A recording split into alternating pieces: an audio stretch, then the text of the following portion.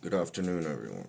I'm coming up with a new theory based off of my observations. I think when people say the dinosaurs were extinct, I think God was talking about the lizard people and the Anunnaki who originally were eliminated. When God separated and banished them to the Anunnaki lands, the lands of Mars, all the separate territories where they belong.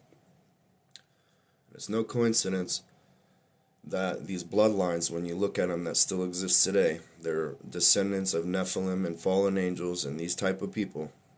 They survived. You got these Rockefellers, you got these Richard Bransons. They look sick and deathly, but they're the richest people in the world.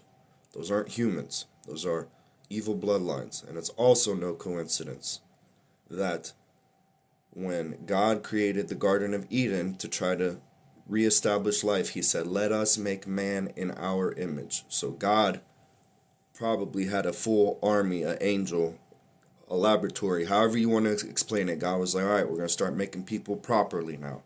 And the one rule was, don't talk to the serpent, or don't eat from the forbidden fruit. And how did the forbidden fruit, how did she take the bite?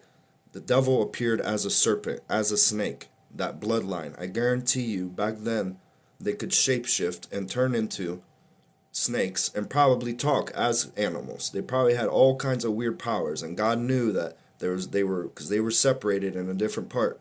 That snake came into where that one tree was, where she wasn't supposed to eat the fruit, and he convinced her, and that was the continuation of that bloodline getting into the new creation. Then God later had to flood them, and then he started over with Noah.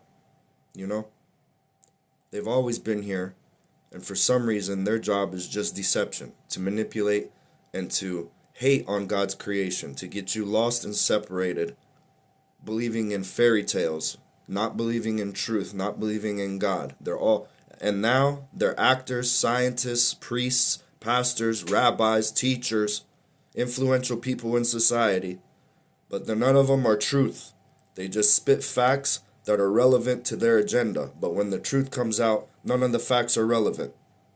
There was an agenda, it was a psyop, the cover-up, they say, is always worse than the actual crime, and I believe it in a lot of cases. So I'm going to prove to you that dinosaurs are fake, and it's about these evil bloodlines, and we are here on a fixed, non-rotating plane at the center of creation. Have a wonderful day.